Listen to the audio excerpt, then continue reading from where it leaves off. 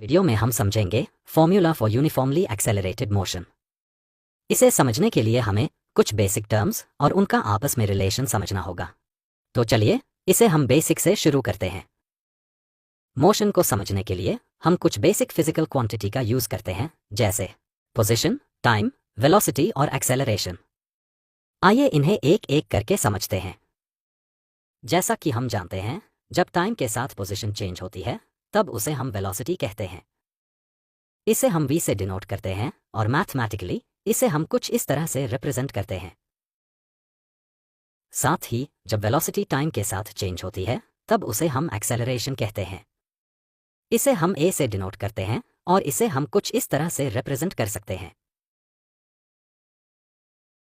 अब मान लीजिए कि एक ऑब्जेक्ट की पोजीशन टाइम t0 पर पॉइंट O पर है।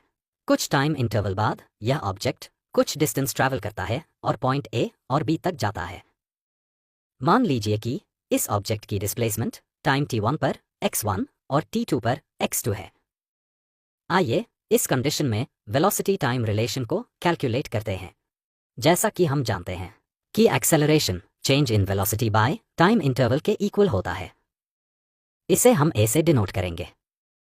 इसमें v1 ऑब्जेक्ट की इनिशियल वेलोसिटी और v2 फाइनल वेलोसिटी है। इस इक्वेशन को सिंप्लीफाई करने पर हमें फाइनल वेलोसिटी v2 मिलेगा। अब मान लीजिए कि इनिशियल वेलोसिटी u है और फाइनल वेलोसिटी v है। t1 0 और t2 t मानेंगे। इन सभी वैल्यूज को इक्वेशन में पुट करें तो हमें फाइनल वेलोसिटी v की वैल्यू मिलती है। आइए अब समझते हैं पोजीशन टाइम रिलेशन। जैसा कि हम जानते हैं कि किसी ऑब्जेक्ट की average velocity displacement by time interval होती है।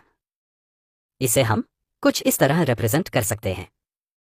इसमें x1 इनिशियल पोजीशन और x2 फाइनल पोजीशन है।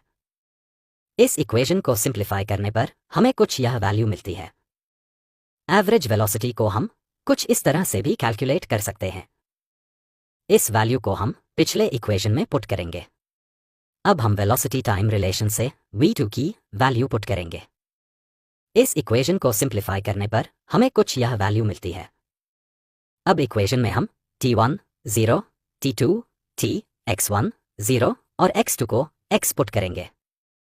इक्वेशन को सिंप्लीफाई करने पर हमें यह इक्वेशन मिलती है। इसमें x माइनस x0 को हम s यानी डिस्टेंस से रिप्लेस कर सकते हैं। फाइनल इक्वेशन कुछ यह होगी।